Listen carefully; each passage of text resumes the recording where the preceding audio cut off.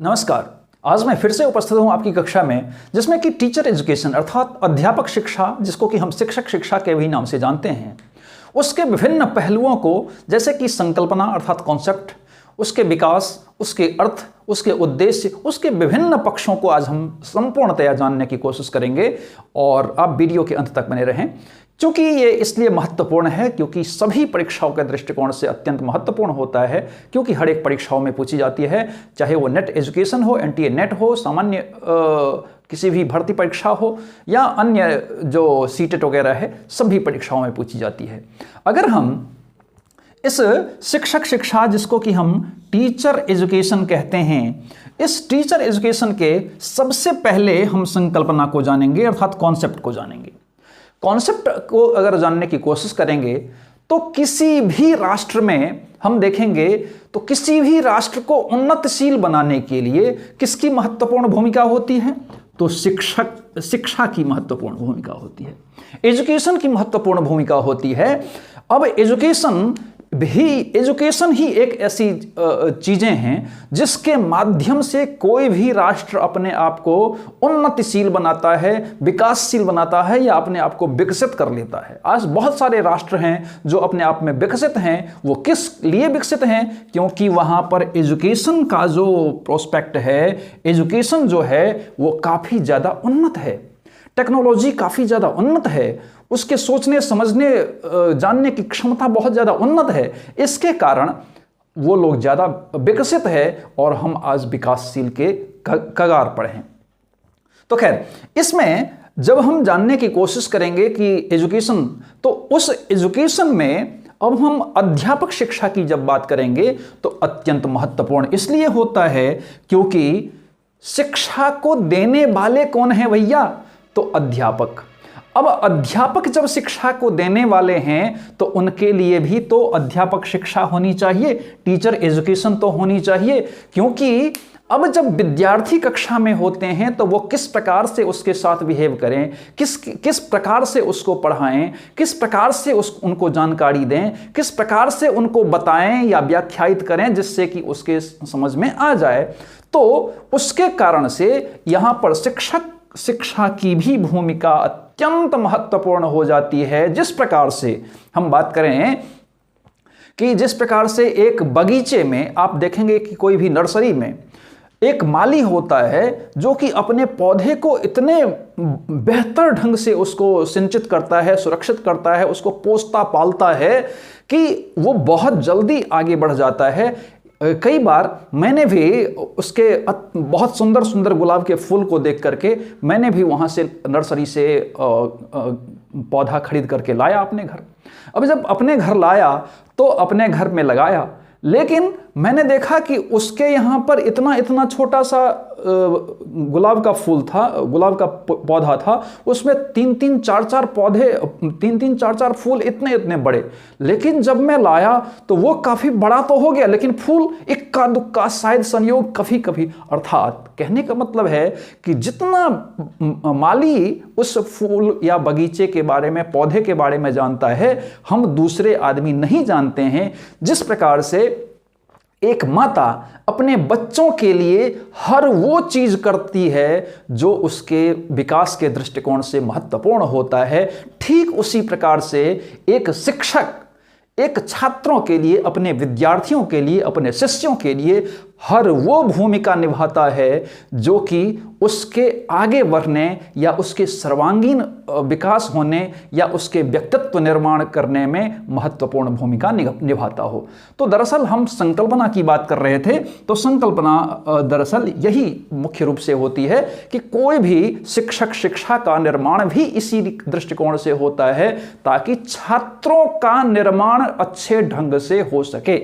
तो किसी भी, जैसे मैंने कहा कि किसी भी राष्ट्र की संकल्पना तभी की जा सकती है जबकि शिक्षा वहां का बहुत ही काबिल तारीफ हो। अब हम देखेंगे कि यहां पर आप देखिए कि संकल्पना के बाद विकास आता है। अब विकास की अगर हम बात करें तो शिक्षक शिक्षा की विकास की अगर हम बात करें तो यह प्राचीन काल से ही माना जाता है।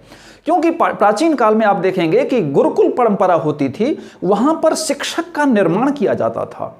तो वहाँ पर जब शिक्षक का निर्माण किया जाता था तो बहुत सारे शिक्षक, एक एक शिक्षक हुआ करते थे, उसको बहुत सारा ज्ञान दे करके, उसको अलग अलग प्रकार से ज्ञान दे करके उसका अलग अलग प्रकार से शिक्षक का निर्माण करते जाते थे। और एक शिक्षक कई शिक्षकों को बना करके पूरी टोली को चलाते थे, विद्यार्थियों के समूह को चलाते थे। तो हम ऐसा कह सकते हैं कि ये जो विकास की परंपरा है, अर्थात शिक्षक शिक्षा की, अध्यापक शिक्षा की जो विकास की परंपरा है, वो आज का नहीं, वो पीढ़ी दर पीढ़ी, या ऐसा कह सकते हैं कि ये पौराणिक कथा या प्राचीन परंपरा से ही चली आ रही है। अब अगर हम अध्यापक शिक्षा की बात करें, तो अध्यापक शिक्षा के अर्थों की बात करें, तो अध्यापक शिक्षा दरअसल इंग्लिश के टीचर एजुकेशन से का हिंदी रूपांतरण है।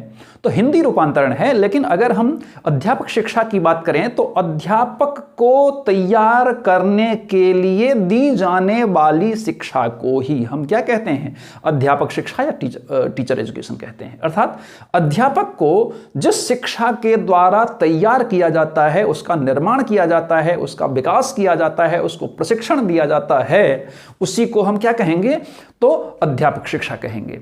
दरअसल अगर हम अध्यापक शिक्षा की व्यवस्था उस दृष्टिकोण से होता है जो कहीं ना कहीं किसी भी छात्रों या विद्यार्थियों के लिए उसको मार्गदर्शन करने के लिए, उसको आत्मनिर्भर बनाने के लिए, उसको आगे बढ़ाने के लिए, उसको चरित्रवान बनाने के लिए, उसको उसके सर्वांगीण विकास करने के लिए, उसको आत्मनिर्भर ज्ञानवान बनाने के लिए, सारे कुछ उसमें ज्ञान युक्त बनाने के लिए न केवल ये पाठ्यक्रम की जरूरत होती है, बल्कि किसी भी एक प्रशिक्षित अध्यापक की जरूरत होती है। अर्थात हम ऐसा कह सकते हैं कि कोई भी छात्र, जब छात्र होता है, यहां पर छात्र होता है, शिक्षक होता है और पाठ्यक्रम होता है, पाठ्यक्रम होता है। अब यहां पर ये त्रिमुखी प्रक्रिया यहां पर मानी जाती है। अब कोई भी छात्र, यहां पर आप जानेंगे कि आज का समय जो है वो छात्र केंद्रित शिक्षा होती है। तो छात्र कभी भी आत्मनिर्भर तभी बन सकता है, सुयोग्य तभी बन सकता है, चरित्रवान तभी बन सकता है, ज्ञानवान तभी बन सकता है, उसका सर्वांगीण विकास तभी हो सकता है जबकि न केवल पाठ्यक्रम, अर्थात पाठ्यक्रम का भी होना जरूरी है, लेकिन केवल पाठ्यक्रम के रहने से वो सब कुछ नहीं, उसमें गुणात्मक शिक्षा वो तब तक नहीं प्राप्त कर सकता है जब तक कि एक प्रशिक्षित अध्यापक का साथ उसको न मिले। आज हम देखेंगे तो विभिन्न प्रकार से बहुत अलग अलग प्रकार की शिक्षक शिक्षा की व्यवस्था की जाती है, जैसे कि प्रारंभिक शिक्षा हो गई। आज के समय में तो ये जो अभी नई पॉलिसी आई है उसमें तो अब जो पूर्व प्राथमिक जो शिक्षा है उसमें भी अब उसको भी प्रशिक्षित करने की ट्रेनिंग दी जा रही है। तो खैर इन चीज़ों में तो विभिन्न प्रकार के शिक्षक शिक्षा की ज़रूरत होती है। तो कुल मिलाकर के इसको, अर्थात छात्रों को ध्यान में रख करके जो उसके लिए बेहतर होने की ज़रूरत है, उसके लिए हमें यहाँ पर शिक्षक शिक्षा की आवश्यकता पड़ती है। अतः ऐसा कहा जा सकता है कि विद्यार्थियों के लिए शिक्षण अधिगम की व्यवस्था को सुव्यवस्थित, सुगम, रुचिकर और सरल बनाने के लिए ही शिक्षक शिक्षा की आवश्यकता पड़ती है, जिससे कि शिक्षक खुद प्रशिक्षित होकर के छात्रों की क्या करें, सहायता करें। अब अगर अध्यापक शिक्षा की बात करें तो अध्यापक शिक्षा की प्रकृति को हम देख लेते हैं। अब अगर अध्यापक शिक्षा की प्रकृति को देखें तो अध्यापक शिक्षा की जो प्रकृति है उसकी विभिन्न कार्यों और उसके स्वरूपों में हमेशा परिवर्तन हुआ करता है। उसके कार्यों में, उसकी भूमिकाओं में परिवर्तन होते रहता है। जैसे आज के समय में अगर हम देखेंगे तो आज अचानक से, किसी को दुनिया में नहीं पता था, आज अचानक से कोरोना आ गया। अब अचानक से कोरोना आ गया, संपूर्ण देश के, या ऐसा कहते हैं कि संपूर्ण विश्व में हर जगह स्कूल, कॉलेजेस, विद्यालय सब कुछ बंद हो गए। तो कभी भी उसकी पहले जो लोग नहीं कर पाते थे, आज हर जगह क्या होने लगा था, ऑनलाइन पढ़ाई होने लगी थी। अर्थात कैसे? तो इसमें आवश्यकता के साथ उसमें परिवर्तन किए गए। तो हमेशा उसकी भूमिका में, उसके कार्यों में परिवर्तन आवश्यकता के साथ होते जाता है। अब जब होते जाता है तो कुछ जो परिवर्तन होते हैं वो क्या होते हैं? प्रत्यक्ष परिवर्तन होते हैं, और कुछ परिवर्तन जो होते हैं वो अप्रत्यक्ष होते हैं। तो प्रत्यक्ष और अप्रत्यक्ष जो परिवर्तन होते हैं उसमें प्रत्यक्ष परिवर्तन में आप देखेंगे तो प्रत्यक्ष परिवर्तन में उसकी भूमिकाओं में परिवर्तन, छात्रों के साथ मेल जोल में परिवर्तन, छात्रों के साथ जो हम बात कर रहे हैं या उसको जो हम पढ़ा रहे हैं उसकी शैक्षणिक विधियों में परिवर्तन। तो ये सब सारे जो परिवर्तन होते हैं वो प्रत्यक्ष परिवर्तन में आते हैं। लेकिन अप्रत्यक्ष परिवर्तन भी होता है, जो कि मान लीजिए कि जो अध्यापक होते हैं किसी भी विद्यालय या किसी भी संस्था में, जो उसके कलीग्स होते हैं अर्थात अध्यापक के जो सहकर्मी होते हैं उनके साथ आंतरिक क्या है, मतलब मेल जोल कैसा है, आंतरिक स्वरूप कैसा है, या फिर जो प्रशासक हैं अर्थात हेडमास्टर या प्रिंसिपल या जो भी कुछ, तो उनके साथ शिक्षकों का तालमेल कैसा है, या फिर बाह्य लोगों के साथ जो उससे इस स्कूल से जुड़े हुए हैं या विद्यालय या संस्था से जुड़े हुए हैं उन लोगों के साथ उनका तालमेल कैसा है। तो ये सब सारी चीज़ें वो अप्रत्यक्ष में आता है। लेकिन प्रत्यक्ष में क्या आता है? तो डायरेक्ट फॉर्म में, अर्थात शिक्षक अपनी विधियों में, उनके कार्यों में, उनकी शैलियों में, उनकी रुचियों में, उनके दक्षताओं में, उनकी योग्यताओं में, ये सब जो परिवर्तन होता है वो क्या है? वो डायरेक्ट मेथड में आता है, अर्थात प्रत्यक्ष मेथड में आता है। अब हम अध्यापक शिक्षा के उद्देश्यों को देख लेते हैं। तो अध्यापक शिक्षा के जब हम उद्देश्यों को देख लेते हैं तो सबसे पहले इसको हम मिटा देते हैं। तो अध्यापक शिक्षा के जब उद्देश्य होते हैं तो अध्यापक शिक्षा के उद्देश्य में यूनेस्को द्वारा, किसके द्वारा? यूनेस्को द्वारा, यूनेस्को ने मुख्य रूप से तीन उद्देश्य बताए हैं। तीन उद्देश्य जो बताए हैं, एक बताया है उसने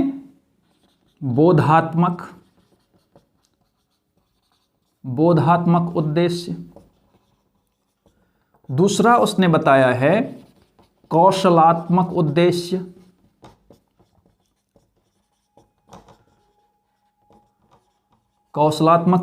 और तीसरा उसने बताया है अभिवृत्ति संबंधी उद्देश्य। ये मुख्य रूप से यूनेस्को के द्वारा ये मुख्य रूप से तीन उद्देश्य, अर्थात अध्यापक शिक्षा के मूल रूप से तीन उद्देश्य बताए गए हैं। एक उसमें आता है बोधात्मक उद्देश्य, दूसरा होता है कौशलात्मक उद्देश्य, और तीसरा होता है अभिवृत्ति संबंधित उद्देश्य। अब ये जो बोधात्मक उद्देश्य होता है उसमें संपूर्ण रूप से, जैसे कि सामाजिक संरचना,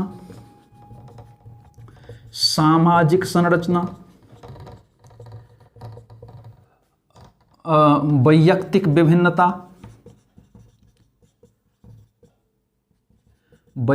विभिन्नता,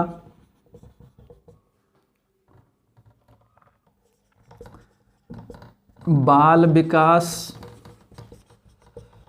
एवं अधिगम प्रक्रिया का ज्ञान,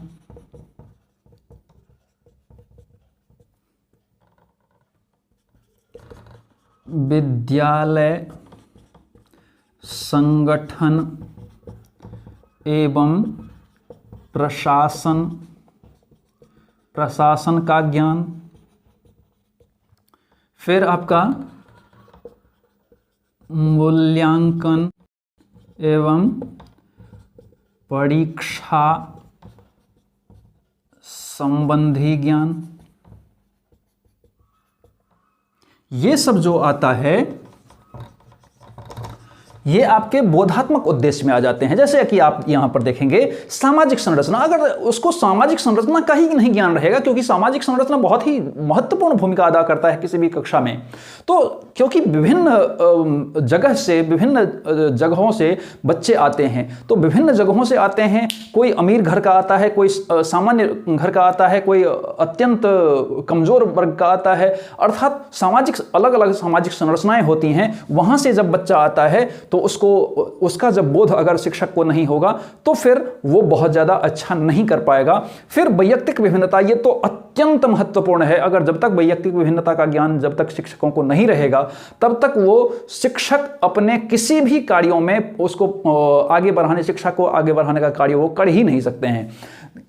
उसके बाद बाल विकास और अधिगम प्रक्रिया का ज्ञान, तो अधिगम प्रक्रिया का ज्ञान उनको होना बहुत ज़रूरी है, बाल विकास का ज्ञान होना बहुत ज़रूरी है, क्योंकि अधिगम प्रक्रिया, जब तक उनको यही प्रक्रिया नहीं पता चलेगा कि हम अधिगम की प्रक्रिया को कैसे संचालित करें, तब तक वो कभी भी शिक्षक बहुत अच्छा या प्रभावशाली शिक्षा नहीं दे सकते हैं। इसके बाद विद्यालय संगठन एवं प्रशासन का ज्ञान, अर्थात विद्यालय संगठन और प्रशासन का ज्ञान जब तक उनको नहीं रहेगा, अर्थात जब तक एक प्रशासक के रूप में भी उनको रहना चाहिए, क्योंकि कक्षा प्रबंधन नाम की भी एक चीज़ होती है, और कक्षा प्रबंधन जब तक किसी भी शिक्षक के पास नहीं रहेगा या फिर वो ढंग से किसी भी कक्षा को प्रबंधित नहीं कर सकते हैं, तब तक कभी भी कक्षा सुचारू रूप से संचालित नहीं हो सकती है। इसके अलावा मूल्यांकन एवं परीक्षा संबंधित, जब मान लीजिए कि अलग अलग प्रकार से मूल्यांकन हमें करना है, किस बच्चे को किस प्रकार से मूल्यांकन करना है, परीक्षा से संबंधित अलग अलग प्रकार से हम उसको किस फॉर्म में ढाल सकते हैं। ऐसा नहीं कि एक बार जैसे परीक्षा होती है तो बस वो एक प्रकार से ही हम संचालित करते हैं, वो केवल लिखित परीक्षा संचालित करते हैं, इस प्रकार से नहीं। जो भी उनको आकलन ही है तो उसको बहुत सारे प्रारूप होने चाहिए, उनको बहुत सारे ज्ञान होने चाहिए, जिसके माध्यम से वो परीक्षा को भी संचालित कर पाएं, उसका मूल्यांकन भी किसी भी छात्र का बेहतर ढंग से कर पाएं। अब कौशलात्मक उद्देश्य क्या होते हैं? तो कौशलात्मक उद्देश्य, आप यहां पर ये ऐसा कर लीजिए, कौशलात्मक उद्देश्य अर्थात शिक्षण विधियों का विकास, फिर शिक्षण विधियों का प्रयोग, इसके अलावा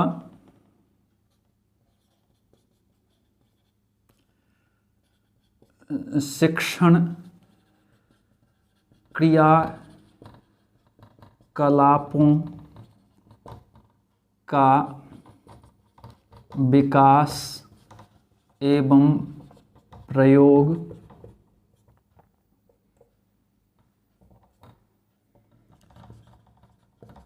उद्देश्यों को निर्मित करना, मूल्यांकन पद्धतियों को विकसित करना, ये सब जो है ये कौशल में आता है। आप देखेंगे कि यहां पर हम लिखे हैं कि शिक्षण विधियों का विकास, यहां ये छोड़ दीजिए। अब यहां पर देखिए ये शिक्षण विधियों का विकास। अब शिक्षण विधियों का विकास जब तक उनको नहीं पता है, या शिक्षण विधियों का अलग अलग प्रकार से वो एक ही शिक्षण विधि को अगर जानते हैं, तो वो डेफिनेटली वो बहुत अच्छा शिक्षक नहीं हो सकते हैं। तो इसलिए उनको विकास करना भी जानना चाहिए कि किस विधियों का कब विकास किया जाए। अब हम पढ़ा रहे हैं, और पढ़ाने के साथ साथ बहुत सारे अलग अलग प्रकार के छात्र होते हैं, तो वहां पर एक ही तथ्य को हम अगर एक ही प्लान ए में अगर हम चलते हैं और प्लान बी और सी हमारे पास नहीं है, तो कभी भी कक्षा प्रबंधन या कभी भी कक्षा को हम सुचारू ढंग से क्या करते हैं, प्रभावपूर्ण ढंग से हम नहीं चला सकते हैं।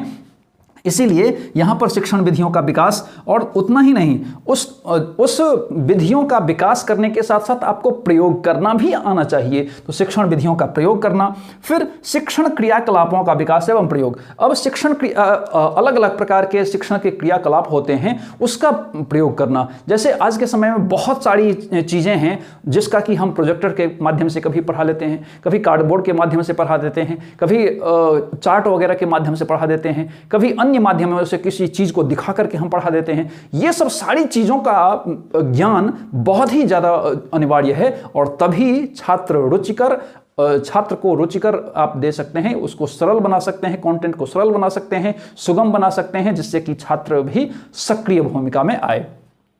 इसके अलावा विशेष उद्देश्यों को निर्मित करना। अब जब भी कभी जरूरत पड़े तो हम इमीडिएट अपने प्रेजेंस ऑफ माइंड के द्वारा हम विशेष उद्देश्यों का निर्माण करके छात्रों के समक्ष रख पाएं, जिससे कि हमारा जो शिक्षण है, शिक्षण अधिगम प्रक्रिया जो है वो बहुत ही ज़्यादा रुचिकर बन पाए। फिर मूल्यांकन पद्धतियों को विकसित करना। केवल हम एक टाइप वो सरा गला पद्धति का हम यूज नहीं करेंगे, बल्कि हम अलग अलग प्रकार से डाइवर्सिफाई उसको हम अगर करेंगे और हम उसका अलग अलग प्रकार से अगर हम उसका प्रयोग करेंगे मूल्यांकन पद्धतियों का, तो निश्चित तौर पर जो हमारा आकलन होगा, जो हमारा मूल्यांकन होगा, जो हमारी दक्षता होगी, उसमें बहुत भयंकर वृद्धि होगी और छात्रों के गुणात्मकता में भी बहुत तेजी से वृद्धि होगी। अब हम अभिवृत्ति संबंधी उद्देश्य को हम देख लेते हैं। सबसे पहले हम उसको मिटा देते हैं। तो यहां पर जब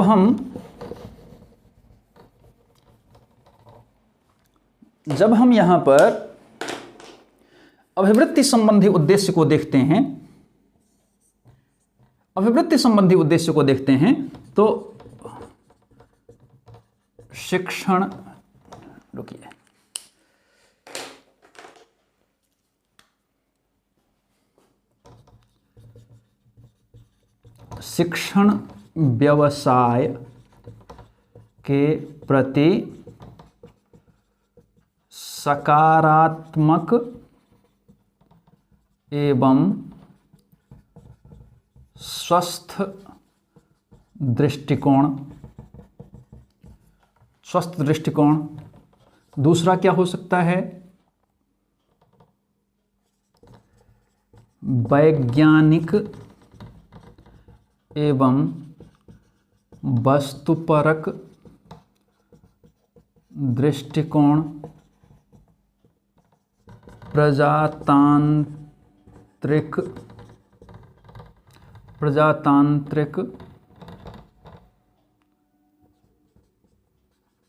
सामाजिक